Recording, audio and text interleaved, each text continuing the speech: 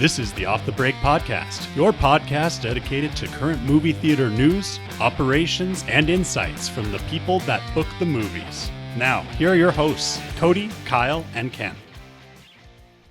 Happy Valentine's Day, everyone, from Off the Break Podcast. Happy Valentine's Day. There she is. Yes. Happy Captain America Day. Happy Paddington in Peru. Yeah. Peru. The famous Paddington quote. Yes.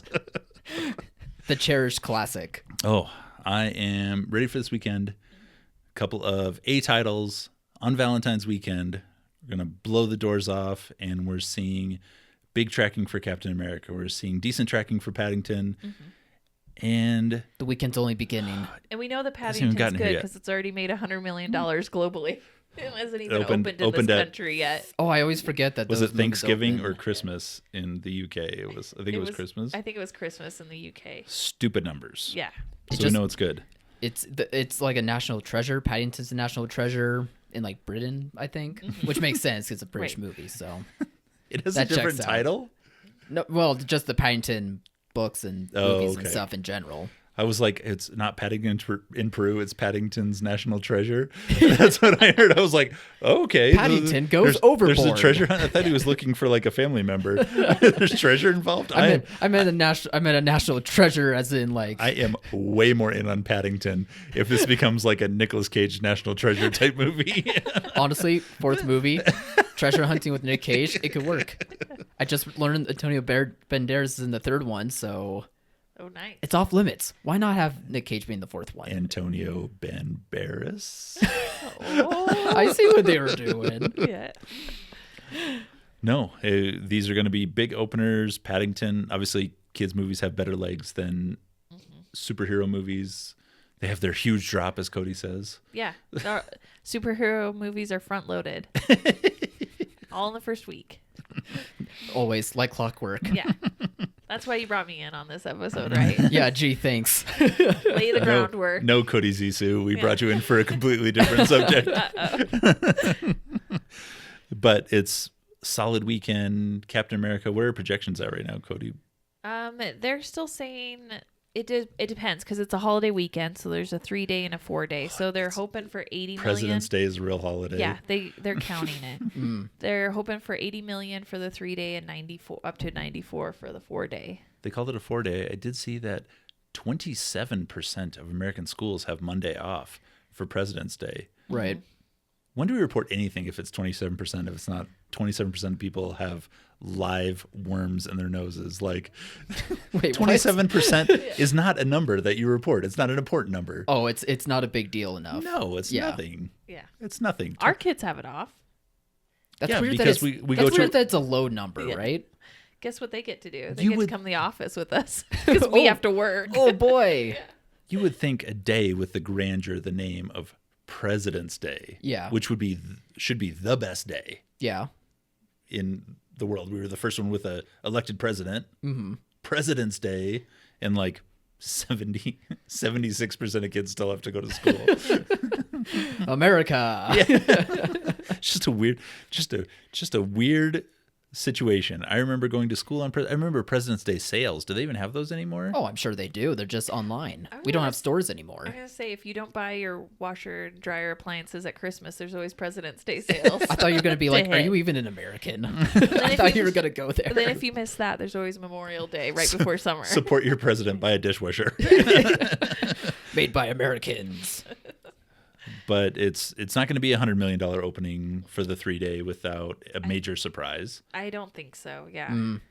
But that's okay. But yeah, we still. It would be nice. We layer these huge expectations on these Marvel films because of what previous Marvel films have done in the past. 10 glorious years, 15 glorious years. And that was all building to something, and we hit the crescendo, and we've got to realize now that these are now going to be individual stories that we can't expect to be as grand because it's not building towards one big thing anymore. Unfortunately, even with the audiences too, they feel that, I think. And we had it for 20 years. It's time, I don't know how many genres last that long as being the huge major draw. It ebbs and flows and new things come up, and And I just think we're just seeing the, people moving on from superhero movies, which, to something new. It's opening the opportunity for something new. I think audiences moving still on want and movies. still opening to $80 million. Which is 3 times what we've been seeing on the last few openings. So it's still going to be a massively good opening, massively good for the theaters. Lionsgate got 2 number ones without breaking 15 million. Yeah, I mean, Anything's possible. Anything's better than that. Yeah. And, having one $80 million movie is better than having no movie. We've got to just stay the course. This is all solid in building towards this year of non-$100 million openers that are all going to be solid. And we have multiple weeks of these. And it's a good thing to have happened now, because this February without Captain America would look like a lot like last year's April. We have Paddington as our big movie. We have Civil War as our big movie. Right. It's not. It's all good. It's just everybody says superhero fatigue, but then $80 million. Like, it's still not a small number. No, because still look at Deadpool and Wolverine. Yeah, these movies are still quality. They still are for all audiences, and they still are entertaining. And so we just got to stay positive about it. And yeah, it sucks that it might not be $150 million opening, but those were few and far between to begin with. And we just got this crazy expectations of these films. It just must also be nice for business owners just to know that there's one weekend where you can just go, oh, like you don't have to think too hard about it. Like, it's a Marvel movie. I can just go in, just make sure I have extra popcorn and everything's good. As many showtimes as I can get the first weekend, as many screens and multiplexes as we can dedicate to this without taking things off screen that work. It's still going to be $100 million weekend between the 2 films. Yeah. Which if you're, I don't think it really matters getting the same number of people in if they all go to one movie or if they go to 4 movies. Like it's about getting people into the theater, and that's what's important. And if you're a twin or larger, you have every ability to have both these films on screen. Yeah. And have $100 million worth of product on screen for the first time since December Christmas? 20th. Yeah, I was going to say Christmas. And now it's Valentine's Day. I mean, that's not a short 8-week period. No, we survived it though.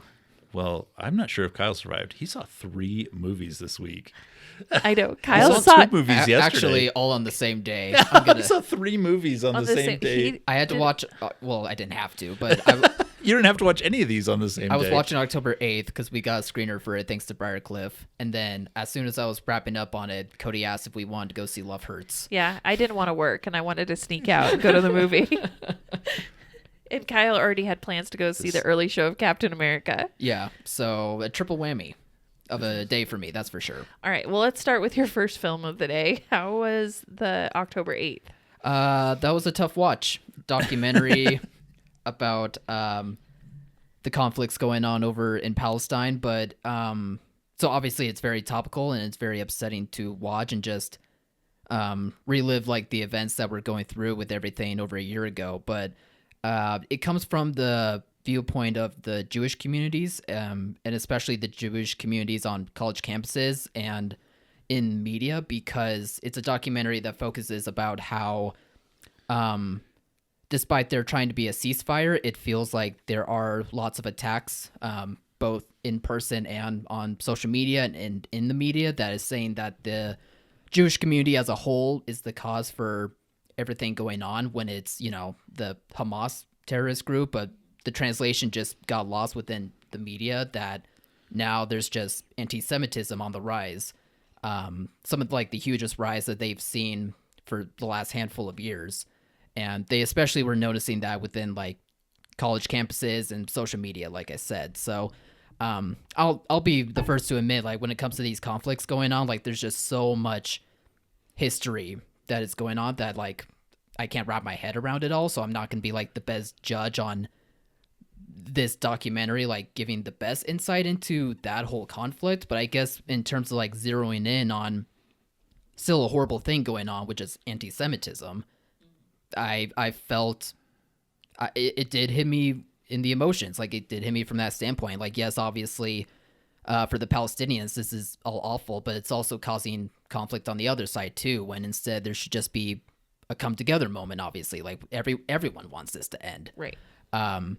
So it's just very interesting, and I would say that since it focuses a lot on the Jewish community, just if you're a theater that has that community that would go check out this documentary, or just a theater that can play documentaries and do well business, maybe you'll find some luck there. It's from Briarcliff, coming out March 14th, but I guess all in all, very interesting from a different point of view when it comes to what's going on in history currently. But I do wish it also could have given viewpoints on the anti-Semitism of it all through like the other side of things, and not just from the Jewish community. But otherwise, I thought it was pretty good. So, Kyle, you're anti-war?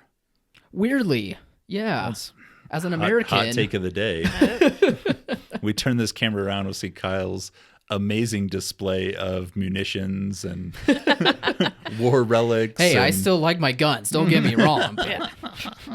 I just don't want to shoot people I just in don't other like countries. shooting people.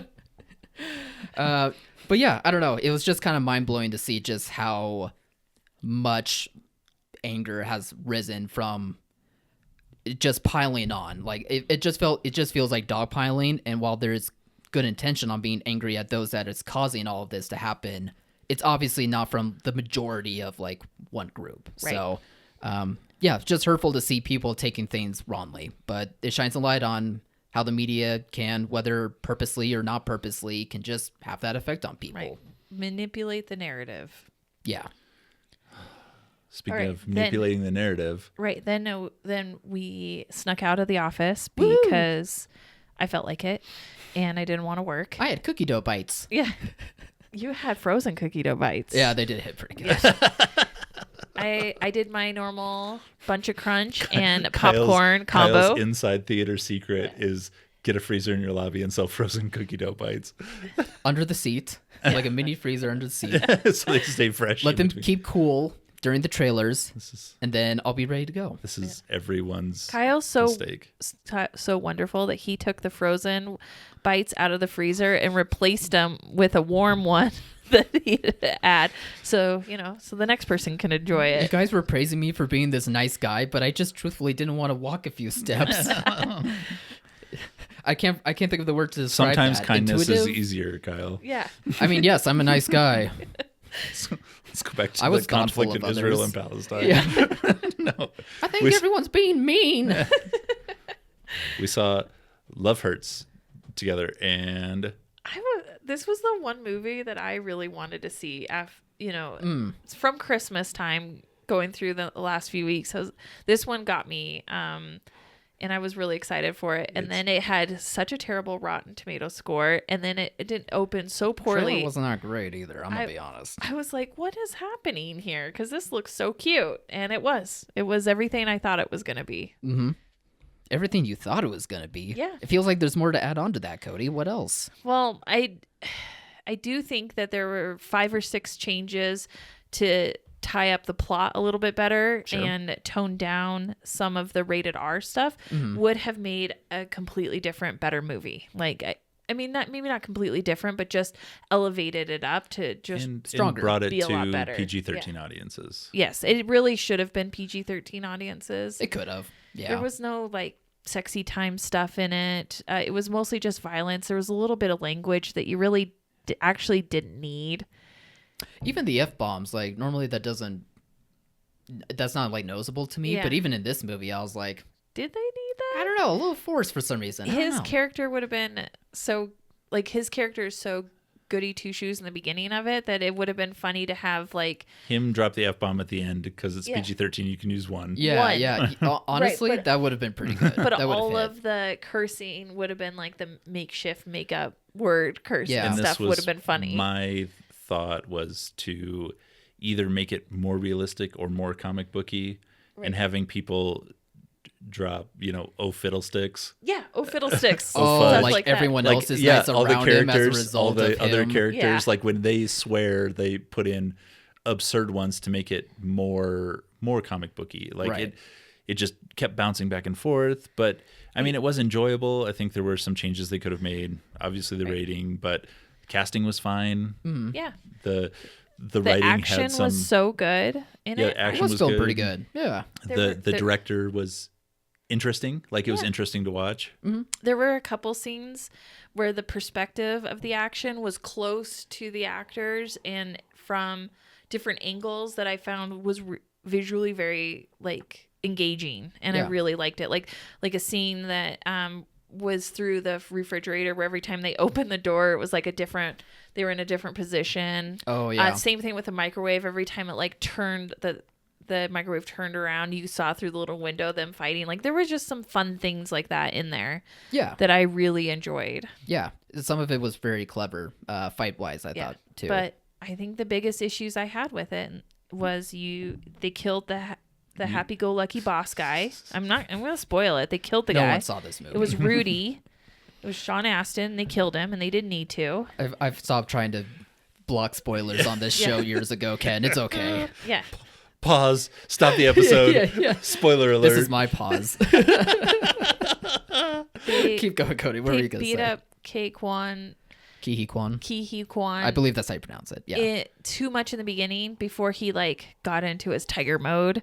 I think that needed to be buttoned up a little bit better. And then he needed in the very end to go back to being a realtor because he was very happy getting people into the homes of their dreams was just something so nice. I don't even know what he does at the end of the movie. Like clearly the movie really tries to get him out of the job that he has enjoyed doing all these years. Like they try to make it seem like as if he's living a lie when he it's cried like when he got an award. Yeah, I'm like, I don't think he's lying about this. I think he just genuinely likes giving people houses. He said his brother turned him into a monster, something he wasn't. Yeah. And that this second life brought back the human side of him, the thing he was, the goodness in him. And then the woman he fell in love with was like, you're hiding your true self. Hiding the monster his brother turned him into? Yeah, I think he wanted to hide that. I like the lead character, but I think his love interest, played by Ariana DeBose, was like weakly written because I just, for some reason, I couldn't get a gauge on what I was supposed to feel from her. I wasn't sure if I was supposed to think like she's just playing it all up so that way it wasn't real, like a female fatale type of character, or if it's supposed to be genuine. Is she trying to like get him out of doing his job so that way he goes back into like the mob business or whatever? I don't know. It just was all over the place. Was she too young for him? I thought that it was not age appropriate, but I was willing to go with it. They're like what, over 35? I think it's okay. You know, he's like 55 and she's like 35. Look, they're adults at this point. Like, I get age gaps, like I get like to a point, but if it's like at a certain age, you're just like, just let them make their choices. I don't believe the love was realistic. That's fair. I'm gonna update the Unified Successful Box Office Film Code, which only has one rule currently: you can't kill a dog. Mm-hmm. You also can't kill a fat Sean Astin. And you can't kill the property brother. Okay. Oh, yeah, and they killed the property brother. Yeah, the property brother was a weird cameo that just doesn't land for me. Really? No. I enjoyed it. They didn't you didn't grow up in the world of 2008 and House Hunters. Yeah. Like, actually, that's and not home true. Improvement shows. That's not true. I did grow up with HGTV, probably pre-Property Brothers, but I knew of them. Oh man, Cody and I still make jokes to each other about old. In fact, Ken brought it up this morning.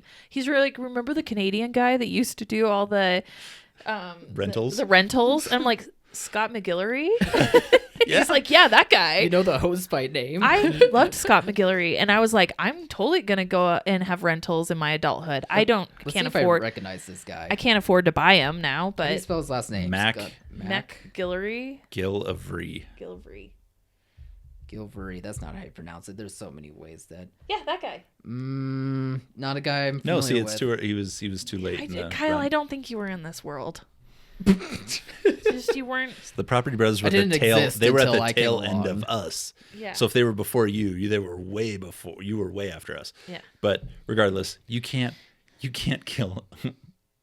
Property Brother, you can't kill Sean Astin. Like, you can't kill Sean a Astin dog. one was crazy. That was because it didn't. He had the best speech about second chances and brotherhood, and he wasted it. That speech should have been with the main character, and that should have been in the past. Sure. And that's how the main character would have found the goodness, right? Like that's how they bonded, and he gave him a second chance and they found the goodness. That speech was so wasted on the brother who is the villain, and then he just dies at the end. It was a little hollow. That is the thing hollow is the right word kind of for this movie. Like, you can tell that they trimmed the movie down. It Yeah. felt like it did miss context at times. And I think something that you're describing for their relationship is a good example of that. Yeah. Not that I need it.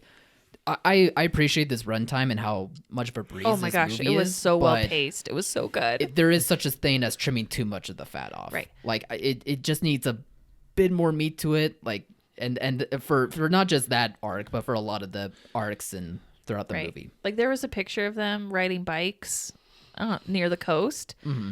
And I was like, this is so cute. This, you see the picture, flashback, amazing speech. He gets his second opportunity, and then it comes full circle, and he gives him his regional realtor award where he cries. Like, And 30 seconds added. yeah. There you go. And then we Bada had bing, a bada nice- boom. We made a movie. Cody, we We're spent so much better at too this. much time on this $6 million opener. I know. Now it's time to get No, into- I want to spend more time on it. Because Go ahead, Kyle. my one last point is that this is a movie similar to The Fall Guy, similar to a ton more movies I could list in the last 5 years. In the Heights comes to mind, where I don't understand what people want from their movies. Mm-hmm. They say they want original stuff. They say they want stuff that's different and not the same. We got that. We've got that multiple times. People don't show up. Like, I get it. Like, things are expensive. Priorities have to be made. And especially with movies, unfortunately, they're more accessible now than ever. That it comes at a price, not meaning to have a pun there, but it comes at a price where they decide just to be at home rather than go out for these movies. I get that aspect of it, but at the same time, though, like, even for the trailer not being the best trailer, this should have done better business. It really should have. No, we have superhero fatigue in this country, and also Captain America is going to be the biggest movie for the first quarter of 2025. Both of those things can be true, Ken. Yeah. Maybe. We'll see. Okay, now I'll talk about it. Okay. Captain America, The Brave New World or Brave New No, World? just Brave. Brave New World. Yep. I will say Whatever. that going into this one, I was not interested in this movie at all. Even though it had Harrison Ford in it. Really? It did nothing for me. It was not exciting. Yeah. As you can tell, because I was excited by Love Hurts. Right. So I don't even know what I want as a moviegoer anymore, but I know that I didn't want a Red Hulk. I don't need that. It did nothing for me. So go ahead, Kyle. Tell me, am I wrong? The Disney Plus series that leads into this Is there a Disney Plus series that leads into this? Yeah. Is it the Winter Soldier and Hawkeye one, or Falcon. is it the Yeah. Falcon and Falcon? Winter Soldier. Yeah. or is it the No, Hulk lawyer one? No. No, it's the first one. And Okay. it's in that series was something that was released on streaming only on Disney Plus. During the time.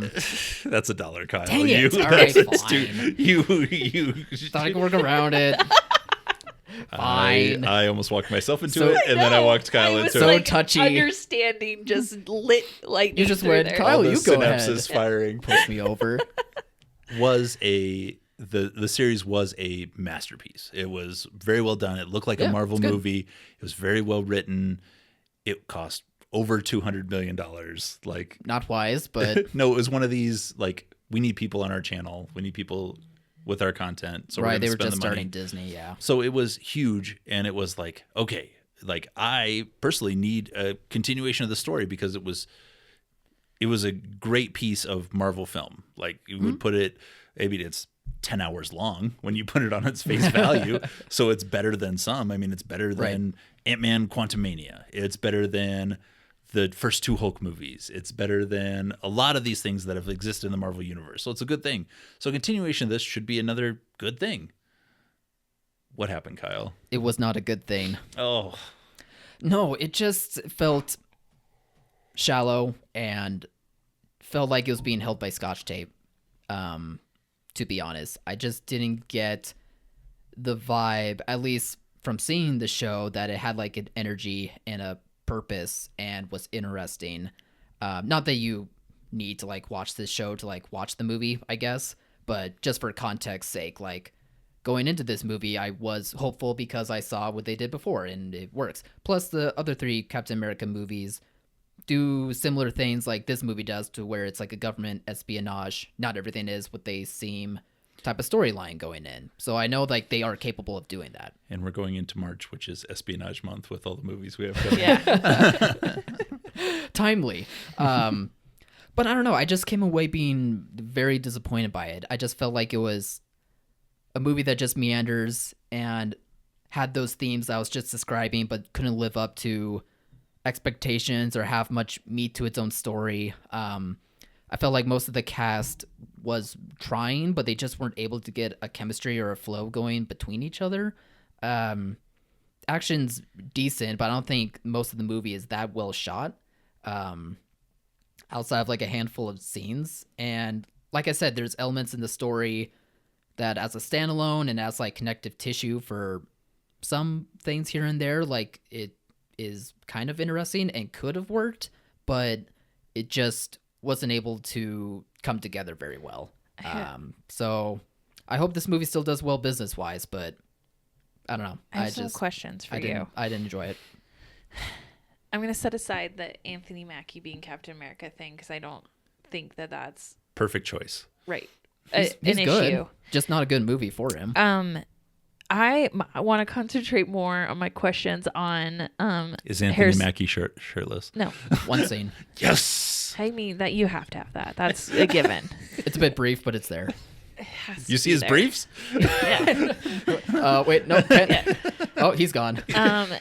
I want to concentrate He's on in a daze. Come back to us, Ken. on Harrison Ford, because besides the character Captain America and Anthony Mackie being that, it was Harrison Ford and Red Hulk was the other thing they were selling in this movie. Big time. Yeah. Big time.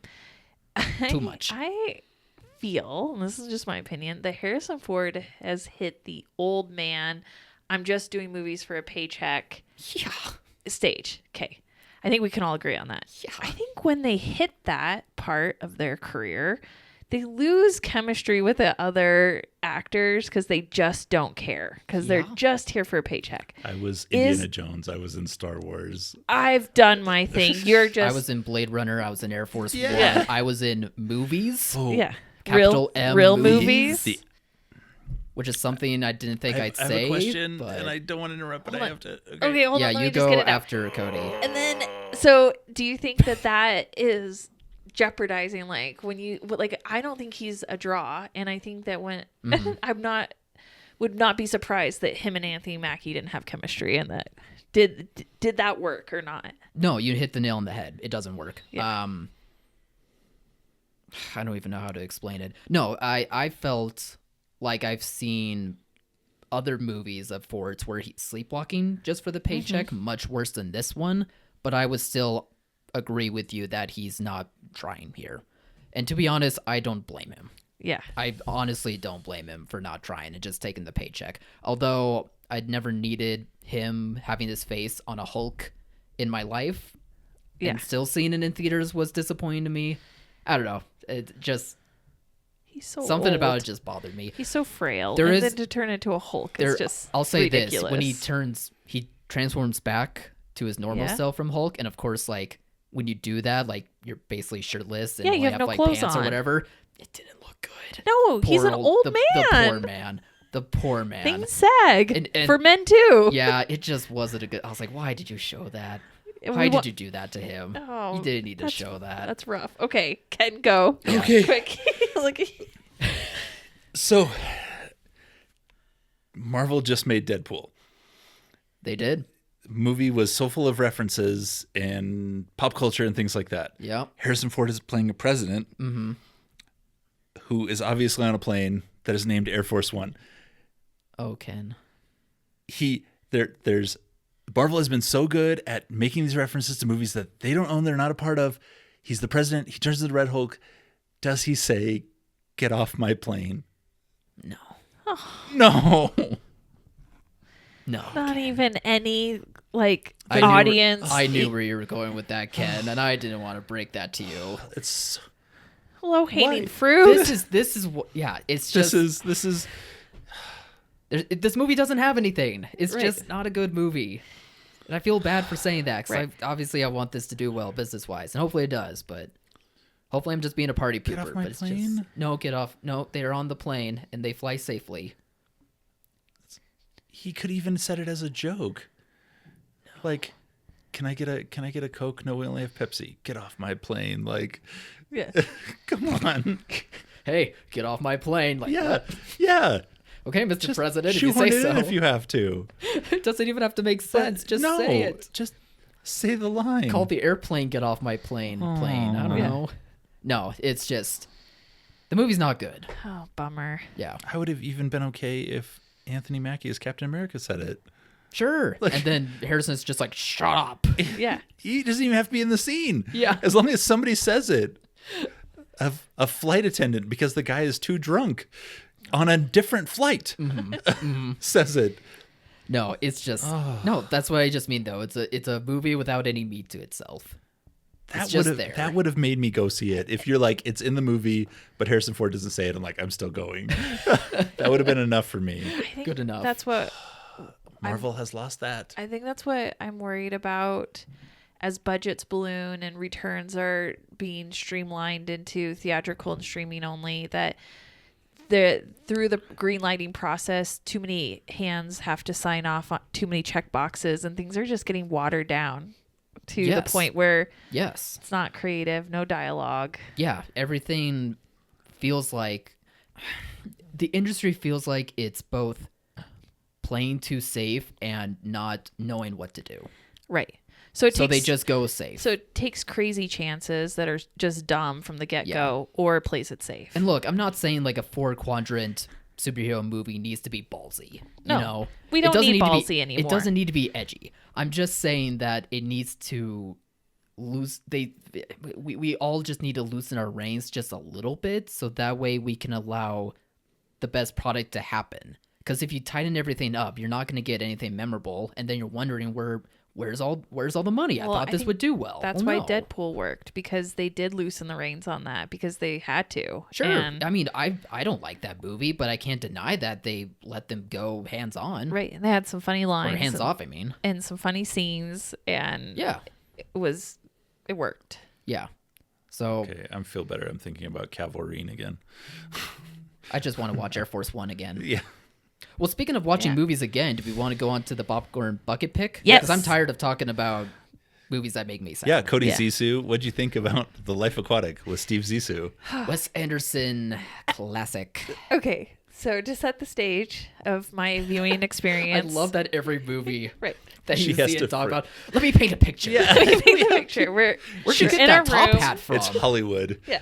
We're in a room. A real showman. It's kids have gone to bed. It's We're in a obviously our room. time. The kids- No, we're in our bedroom. Wait, don't paint this scene. Yeah. And we're in Too bed. much. Kyle, clip careers. No, we're in bed and we're gonna watch this movie. Okay. And Can't help herself. the whole time through this movie, Ken is like, "I'm sorry. I'm sorry." I'm like, "What are you sorry about? I'm not enjoying the movie. That's how we've watched every movie I I'm wanted sorry. you to watch. I'm sorry." This is how we watched Roadhouse that you enjoyed. You started this story by saying we were in our bedroom and Ken said, "I'm sorry. I'm sorry." I said I'm sorry multiple times in our bed. I told Okay. you to paint the scene, and he was right. He should be sorry for making me watch this stupid movie. Stupid. Yeah. Cody. Anyway, keep going. Keep going. I like Bill Murray. He's obviously the best character. It was a vehicle for Bill Murray to be his most Bill Murray-ish in his lines. There is some fun dialogue in it. And the other characters are okay. It's like a Wes Anderson. Ensemble. Yeah, but like early career before he really dialed down. Before as Scarlett this- Johansson yeah, was and he- playing. Before nailing Tom Hanks. Before nailing down Tom Hanks in a role. Yeah. Before he nailed Tom Hanks.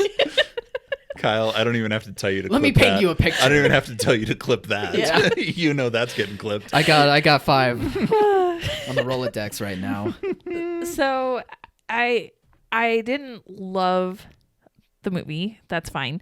I enjoyed it to a certain extent until they kill Owen Wilson's character, and then I was like, this is just so lame. Like I suffered through this character in this story, in this building this emotional relationship between these two guys that may or may not be father and son, and then they just kill the guy, and it wasn't even a funny death. It wasn't anything. It was just stupid. And then I I lost interest in the end. That probably is like, I don't know how many death scenes that Wes Anderson does, but that has to be like up there and like, oh, that's a punch to the gut. Yeah, he doesn't do that punch to the gut kind of thing. No. Like it's Royal Tenenbaums and it's off You kilter. let Jeff Right. Goldblum, the sleazy guy, I forgot that he gets shot at the poker table. rival. That was so great. And It's a great scene. He gets shot and he runs away and survives. You let the guy that beat a dog with a paper on screen, Named Cody. named Cody. The dog's name was Cody. Yeah. Okay, a 3-legged dog. All right, was not loving that part of this He hit it of once. the movie. He hit it once. He smacked him on the nose, and he let that guy live. No, it's just dumb. Yeah. Okay. Bummer. Bill Murray's No, great. it's though. great. The culmination of the Jaguar Shark and them getting the awards at the end, fantastic. Yeah, why was it that this was a pick for you? This one threw me off the trail. I'm not sure. This one just I don't get it either. it's just a vibe. It's just a certain kind of film that works. It's not 90s action. Yeah. It's so offbeat. I think it just speaks to the Artur in me. Clearly. It does, and he was Tilts his laughing hat. Yeah. in between the "I'm sorry's, you're not enjoying this." Like he wanted me so badly to enjoy it, and I was really trying to enjoy it, and I did for the most part until they killed Owen Wilson. I was like, "That's it Yeah. for me." No, it's the same speech I would give her if we watched The Godfather. Oh Yeah. I'm like, just not hang on. if, but when Just we hang watch on. it, because it's probably Just going to be hang a on. pick. The last 20 minutes tie everything together. The last beautifully. 20 minutes of Godfather 1 are better than almost anything in the world. And then Yeah. you get to start, because we don't live in the 70s, you got to start Godfather 2 immediately after. No 5-year wait or No. maybe more. I don't remember now. All right, Kyle. Yeah, I know I threw you off the trail, but it's just a I liked nice little piece, a nice little Yeah. book on the shelf of cinema that's like, oh yeah, that was fun. I'm glad I watched that. I watched this a while back because we had an intern that loved Wes Anderson, and she recommended me. We had an Steve unpaid Zissou. intern. They share a Glock. And she recommended this one to me.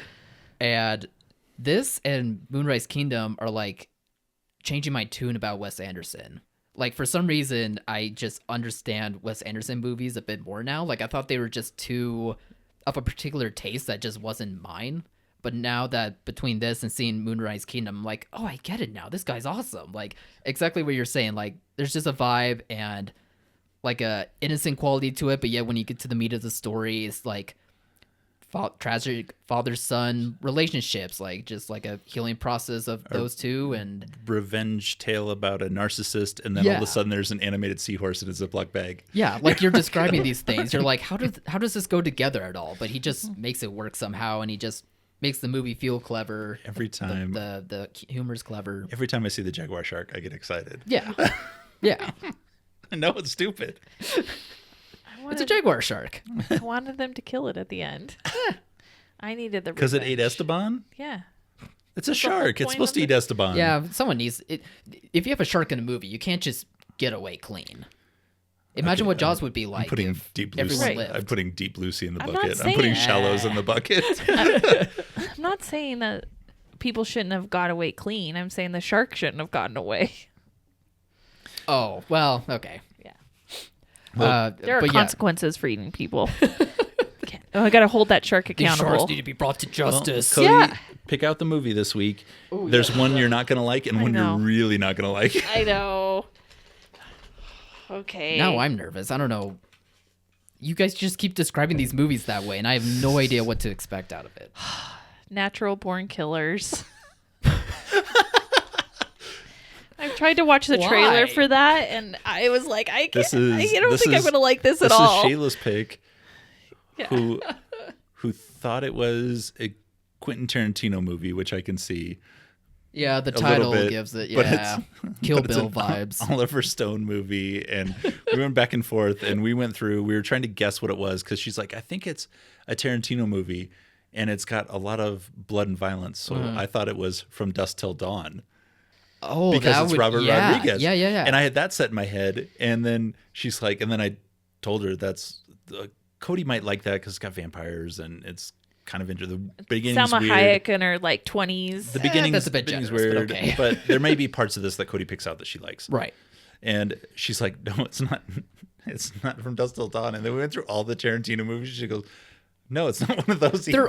There's only 9. Yeah, it's like, I don't even know if he's good at making his is it Jackie Brown again? Like, what are we looking at here? Was it the bonus features yeah, of yeah, we were Inglorious? and then she's like, said the movie, and I'm like, that's an Oliver Stone movie. Incredible. So yes, But it's got Tarantino vibes, so hey, So I could get into that.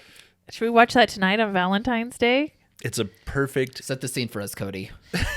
Okay, we'll be in our room.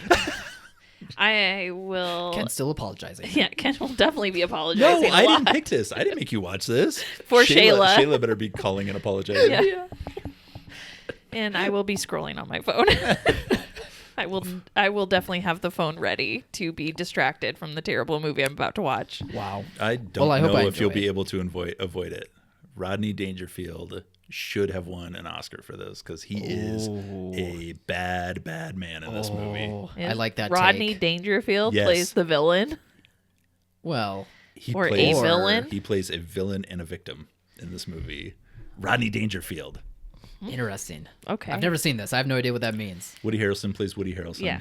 Of course. I know. It's Juliette Lewis, right? Yeah. Yeah. She's I a real- saw a bit of She's a a scene. real uggo. I'm sorry to say. She is a real uggo. I'm not sure what Heartless, in all the of you. 80s. No, Wait, she's the an incredible 90s. actress. She's a great actress, but like her talent got her so much farther than it should have. Sure. Well, on that lovely note, Rodney Dangerfield, yes. Juliette Lewis, no. Have a super weekend, everybody. yep. We'll see you next week. May it be filled with loves and dates and wonderful things tonight. Cupcakes all around. Plenty of Captain America tickets sold. Plenty. Hopefully. And Paddington Hopefully. 2. Yes. All right. Maybe Bye, more so. everybody. Bye. Bye.